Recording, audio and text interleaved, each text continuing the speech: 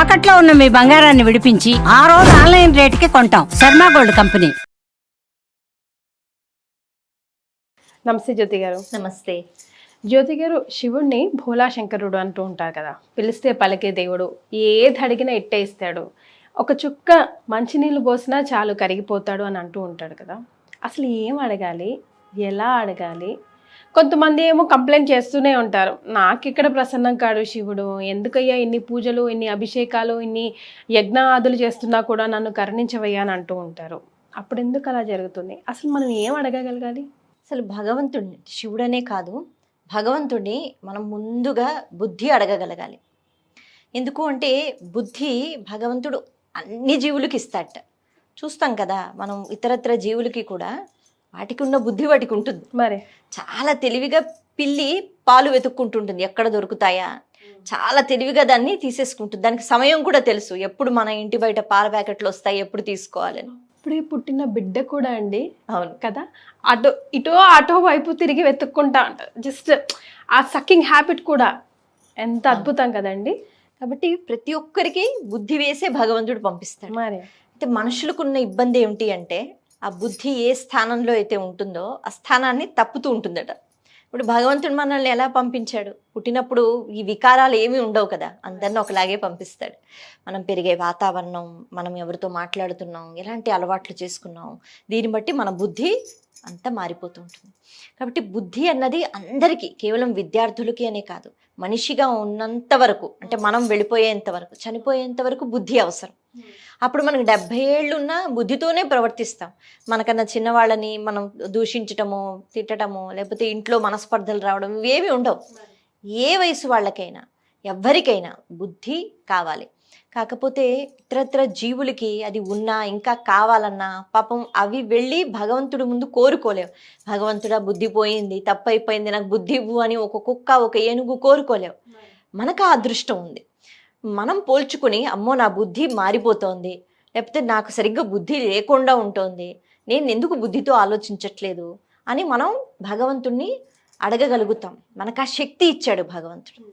అందుకే మనం భగవంతుణ్ణి, అందులోనూ భోలా శంకరుడు మీరు అన్నట్టు, ఆయన మనం అడగాలే కానీ ఇవ్వడానికి సిద్ధంగా ఉంటారు. అంటే చిన్న చిన్న కోరికలు కోరుకుంటే అవి తీరిపోతాయి, కానీ వాటి వల్ల శాశ్వత ఆనందం ఉండదు. శాశ్వత ఆనందం ఉండాలి అంటే బుద్ధి ఉండాలి. ఈ బుద్ధి మన ప్రతి కర్మలో పనికొస్తుంది. బుద్ధి ప్రధానం. అందుకే కదండి సిద్ధి బుద్ధి అని వినాయకులు భార్యలా చెప్తూ ఉంటాం. సో బుద్ధితో మనకు అది స్పృహణకు వచ్చేసింది అనుకోండి, మనం ఇంకా ఏం అడగగలగాలంటారు? అయితే ఇక్కడ మనం ఒక చిన్న కథ చెప్పుకుందాం. కథ ద్వారా మనకి బాగా అర్థమవుతుంది.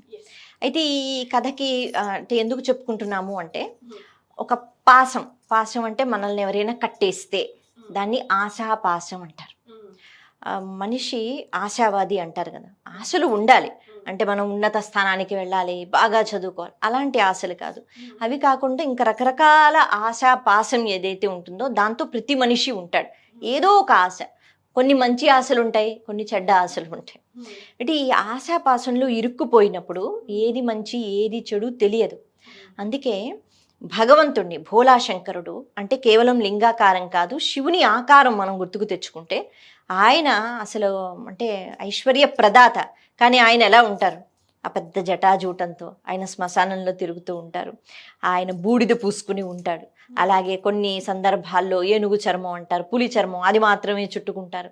ఎలా ఉంటుంది శివరూపం? మనకి ఐశ్వర్యం ఎక్కడైనా కనిపిస్తుందా? ఒక బంగారు గొలుసు వేసుకున్నట్టు ఎక్కడ మనం చూడం. నాగం పామే ఉంటుంది, పాము ఉంటుంది. ఆ వేషధారణలో ఎక్కడ ఐశ్వర్యం అంటే మనం అనుకున్న బంగారు ఆభరణాలు, మంచి వస్త్రాలు, పార్వతీదేవికి చక్కగా అలా మనం ఊహించుకుంటాం, శివుణ్ణి అలా ఊహించుకోం. అంతా ఆయన అలా కనిపిస్తూ ఉంటారు. అంటే వేషధారణలో ఉన్న ఐశ్వర్యం కాదు, ఈ ఆశాపాశం అన్నది ఏదైతే ఉందో ఇది మనిషిని కట్టి తిప్పుతూ ఉంటుంది. ఇందులో ఇరుక్కుపోయి మనం బయట కనిపించేవన్నీ కూడా చాలా ఆకర్షణీయంగా కనిపిస్తూ ఉంటాయి కదా, వాటిలో ఇరుక్కుపోతూ ఉంటాం. శివారాధన చేసినప్పుడు ఈ ఆశాపాశం నుంచి విముక్తి రావాలి అని శివుణ్ణి మనం అడగగలగాలి. ఇది బాగా అర్థం అవ్వాలంటే ఓ చిన్న కథ చెప్పుకుందాం. కంచి పరమాచార్య స్వామి శిష్యులకి చెప్పారనమాట ఈ కథ. ఒక దరిద్రుడు ఉండేవాట, చాలా పేదవాడు. ఆయనకి మామిడి పండు తినాలని చాలా కోరిక. అంటే మనం అనుకోవచ్చు మామిడి పండు కొనుక్కోవడం కూడా కష్టమా అంటే అప్పటి కథ కదా, అప్పుడు కష్టమే. కాబట్టి ఆలోచిస్తూ ఉండేవాట, ఎప్పుడు ఆశపడుతూ ఉండేవాడు మామిడి పండు తింటే బాగుండు తింటే బాగుండు. సరే ఆ కాలం వచ్చింది, ఎండాకాలంలోనే కదా ఉంటాయి. అప్పుడు ఎవరో ఒక ధనికుడు దానం చేశాడు పెద్ద మామిడి పండు. ఇప్పుడు ఈ మామిడి పండు ఏదైతే వచ్చిందో చేతికి వచ్చింది, అంటే ఏదైతే ఆశపడ్డాడో పోనీ ఏదో ఒక కోరిక తినాలి, జిహ్వా చాపల్యం కాబట్టి మామిడి పండు వచ్చింది. వచ్చిన వెంటనే ఇంకొక ఆశ వచ్చింది. అంటే మన జీవితంలో కూడా దీన్ని మనం సమన్వయం చేసుకుంటే భగవంతుడు ఏదైనా మంచిది కోరితే ఇస్తాడు, దాన్ని పట్టుకుని మళ్ళీ వేరే ఆశ మన చుట్టూ తిరుగుతూ ఉంటుంది. అయితే ఇప్పుడు ఈ వ్యక్తి అనుకున్నట్ట, ఇప్పుడు దీన్ని ఇంటికి తీసుకుని వెళితే భార్య 2 పిల్లలు 4 భాగాలు చేయాలి ఖచ్చితంగా కదా. అంటే ఇప్పుడు నాకు చిన్న ముక్కే వస్తుంది కాదు, తన వాళ్లే అయినా కూడా నాకే రావాలి, ఇది మనకి బయట కనపడదా? మన వాళ్లే అయినా కూడా మనకి ఈర్ష్య ఉంటూ ఉంటుంది, అన్నదమ్ముల్లో కానీ అక్క చెల్లో కానీ బయట చూస్తున్నాం కదా. మరి అలా ఆయన భార్యకి ఇవ్వాలి, పిల్లలకి ఇవ్వాలి. అక్కడికి వెళ్ళిన తర్వాత నేనే తింటానంటే వాళ్ళు ఒప్పుకోరు కదా, వాళ్ళు ఆక్కుంటారు. అనుకున్నట్టు వద్దొద్దు ఇది నేనే తింటాను. సరే ఇక్కడతో అయ్యిందా? లేదు. ఇప్పుడు ఇంకొక ఆశ చుట్టుకుంది. అదేంటి అంటే నేను దరిద్రుడిని అందరూ అనుకుంటూ ఉంటారు కదా, అలా కాదు. మామిడి పండును, పెద్ద మామిడి పండును అందరూ చూస్తూ ఉంటే నేను తినాలి కాబట్టి నేను అంగట్లో, అప్పుడు అంగడి అని అంటుంటేవారు సంతలు, లేకపోతే అందరూ తిరిగే ప్రదేశాలు, అక్కడికి వెళ్ళి చూపించుకోవాలి. ఏం చూపించుకోవాలి? చూసారా నాకు ఎంత ఐశ్వర్యం ఉందో, అంటే నేను కూడా మామిడి పండు కొనుక్కున్నాను. ఎందుకు? నీకు భగవంతుడు ఇచ్చినప్పుడు తిని వెళ్ళిపోవచ్చు కదా, కొన్ని ఒక్కడివే తింటా అనుకున్నావు, తినేసి ఇంటికి వెళ్ళిపో కాదు. మళ్ళీ ఇప్పుడు ఇంకొక ఆశ. సరే అని చెప్పి అందరూ ఎక్కడైతే తిరుగుతుంటారో అక్కడ అరుగు అని ఉంటుంది కదా, అక్కడికి కూర్చున్నట్ట. తినొచ్చు కదా, లేదు అందరూ ఇంకా నా వైపు చూడట్లేదు కాబట్టి అందరూ చూసేంత వరకు నేను ఎదురు చూస్తానని కూర్చున్నట్ట. సరే ఇక ఇప్పుడు విచిత్రంగా అప్పట్లో ఏంటంటే, ఇప్పుడంటే ఎవరు ఏం చేసినా మన పని మనం చేసుకుంటూ వెళ్ళిపోతుంటాం. అప్పుడు అలా కాదు కదా, అలా అరుగు మీద ఎందుకు ఇలా కూర్చున్నాడు, ఇలా పండు పట్టుకుని అందరు నెమ్మదిగా చూస్తూ ఉన్నారట. కొంతమంది తెలిసిన వాళ్ళు, ఇంత దరిద్రుడికి ఓహో పండుందా అంటే, ఓహో డబ్బులు వచ్చాయా, ఏదో కొనుక్కున్నాడా, ఇలాంటి మాటలు ఉంటాయి కదా, అవన్నీ మాడుకున్నారు. మొత్తానికి అందరూ పోగయ్యారు. సరే ఇప్పుడు అమ్మయ్య అందరు చూస్తున్నారు, ఇప్పుడు నేను తింటాను. తిన్న వెంటనే అందరు నా గురించి గొప్పగా అనుకుంటారు. నా కోరిక తీరింది అన్నది కాదు, ఇప్పుడు నలుగురు నా గురించి గొప్పగా అనుకోవాలి. ఇప్పుడు చాలా కష్టపడి దృష్టి అంతా దేని మీద ఉంది? పండు మీద లేదు. వాళ్ళు ఏమనుకుంటున్నారు, వీళ్ళు ఏమనుకుంటున్నారు, గొప్పగా చూస్తున్నారా లేదా? ఏదో ఇట్లా చిన్న ముక్క కొరికేట, దృష్టి లేదు కదా. కొరికే లోపు పండు పాపం కింద పడిపోయింది. ఆ కింద పడ్డం ఎక్కడ పడిపోయింది? మళ్ళీ బురదలో పడిపోయింది. అయిపోయింది. ఇప్పుడు ఒక్కడే ఉంటే గబగబా తీసుకు అడిగేసుకుని తినేయచ్చు. ఇప్పుడు మళ్ళీ అదే వాళ్ళు చూస్తున్నారు. వాళ్ళు చూస్తుంటే నేను ఎలా తీస్తాను, నా పరువు పోదా? చాలా సందర్భాలలో నేను ఈ పని చేయాలా, నేను చిన్నవాడిని అయిపోతాను కదా అనే చిన్నతనం, దాన్ని మనం ఈగో అంటుంటాం కదా, ఇది ఉంటూ ఉంటుంది. నేను చెయ్యాలా, నేను ఈ పని చేయాలా, నేను ఎందుకు చేస్తాను, అది కేవలం దాన్ని మనం ఇది ఉదాహరణగా తీసుకుంటాం. అంటే నేను అలా చెయ్యను, ఎందుకంటే నేను ఇలా చేస్తే వాళ్ళ దృష్టిలో నేను లోకు అయిపోతాను. కానీ ఏది సరైనది, ఏది ధర్మము, ఏది నీకు అవసరం, చాలా సందర్భాల్లో మనం అది చెయ్యం. ఎందుకంటే చుట్టూ ఉన్న వాళ్ళు ఏం ఆలోచిస్తారు మన గురించి, మన బరువు పోతుంది, లేకపోతే లేదు నాకు ఇది అవసరం కాబట్టి నేను ఇది చేస్తాను అంటే మంచి పనులే, మన దృష్టి అలా వెళ్ళదు. అంటే ఇప్పుడు అనుకుంటున్నట్ట, అనవసరంగా అందరూ వచ్చేంత వరకు ఎదురు చూశాను, వాళ్ళందరూ అలాగే చూస్తున్నారు. ఏం చేస్తాడు, తీస్తే చిచ్చి అనుకుంటారు అందరూ, బురదలోంచి కూడా తీసి ఎంత దరిద్రుడు అని అంతా పూర్తిగా మారిపోతుంది, రివర్స్ అయిపోతుంది. కాబట్టి ఇప్పుడు వాళ్ళందరూ చూస్తూ ఉండంగా ఏం చెయ్యాలి అని అనుకుంటున్నాడు. తీయలేడు మానలేడు, అందరూ వెళ్ళిపోతే బాగుండని అనుకున్నాడు. కానీ అందరూ వచ్చేంత వరకు పరిస్థితిని ఏర్పరిచిందే తను కదా. ఇప్పుడు అందరూ ఎందుకు విడిచిపెడతారు? ఎలాగైనా అలా చూస్తూ ఉన్నారు, ఆలోచిస్తున్నట్ట. అయ్యో నేను వీళ్ళు ఎప్పుడు వెళ్తారు, నేను ఎప్పుడు తీసి కడుక్కొని తినాలి అని.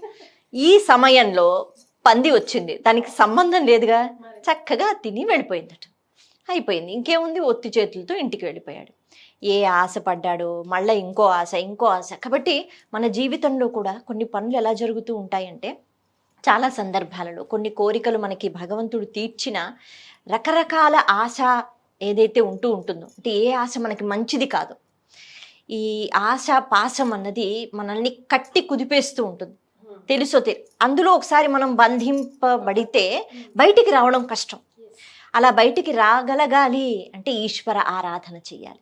ఎందుకంటే ఆయన ఎంత నిరాడంబరంగా ఉంటారో, మనకి ఐశ్వర్యం అంటే ఏంటి, జ్ఞానం అంటే ఏంటి, మన బుద్ధి ఎలా ఉండాలి, మనం ఎటువంటి ఆశలు ఉండాలి, దేని గురించి ఆశ పడకూడదు, ఎలా ప్రవర్తించాలి, ఇవన్నీ కావాలి అంటే జ్ఞానం కావాలి, మళ్ళీ మనకి బుద్ధి కావాలి. కాబట్టి అటువంటి జ్ఞానాన్ని బుద్ధిని ఈశ్వరుడు ఇస్తాడు. ముఖ్యంగా ఎన్నో ఆశలు మనల్ని ఏవైతే లాగేస్తూ ఉంటాయో, ఈ ఆశల కారణంగా చాలామంది ధర్మాన్ని తప్పుతూ ఉంటారు. నాకు ఇంత కావాలని ఆశిస్తున్నవాడు ధర్మ మార్గంలో సంపాదించడు, ధర్మాన్ని తప్పి కూడా సంపాదిస్తాడు. ఎందుకంటే అతనికి ఉన్న ఆశ అటువంటిది. అందుకని ఈ ఆశకి లొంగిపోతే, అది మనల్ని కట్టేస్తే చాలా తప్పులు చేసేస్తూ ఉంటాం. ఆశ మనల్ని కట్టకూడదు, అది జాగ్రత్తగా చూసుకోగలగాలి. ఒకవేళ అలా కట్టేస్తున్నా మనకి తెలియదు, మనం అందులో దూరేము అంటే అన్ని అలాంటి పనులే చేస్తాం. అంటే ఆ బంధనం నుంచి విముక్తి కావాలి ఈశ్వర అని అడగగలగాలి. ఇవి చాలా ముఖ్యం, చిన్న చిన్న కోరికల కన్నా. కాబట్టి ఈ ఆశాపాసం మనం విముక్తులమైతే వ్యామోహం పోతుంది, నాది అనే భావన పోతుంది, అంతే కదా.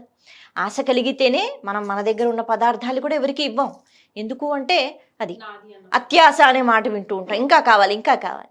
దీనివల్ల కూడా ఆలోచనలు పాడైపోతాయి, మనశ్శాంతి ఉండదు, ఎప్పుడు ఏదోటి సంపాదించాలి. ఎందుకంటే మనకు ఆశ, ఎంతవరకు ఈ ఆశ ఉండాలి తెలియాలి. ఆ నిర్ణయం మనం ఒక్కొక్కసారి చేసుకోలేం, ఈశ్వరుణ్ణి అడగాలి. మనం జనరల్గా అయితే ఏం అడుగుతాం, దేవుడా నాకు మంచి విద్యా బుద్ధి జ్ఞానం ప్రసాదించండి, లేదంటే మంచి పిల్లల్ని ప్రసాదించండి, భర్తని భార్యని అట్లా అడుగుతాం. అది కాదు, మంచి బుద్ధిని ప్రసాదించమని అడగగలిగితే మిగతావన్నీ ఆటోమేటిక్గా ఫాలో అవుతాయి. ఎందుకంటే సద్బుద్ధితో మనం ఏది కోరుకున్నా ఆయన ప్రసన్నమవుతాడు, మనం అడగడం కూడా అలాగే అడుగుతూ ఉంటాం. అది కదండి మనం నేర్చుకున్నాం. చాలా సంతోషం, ధన్యవాదాలు.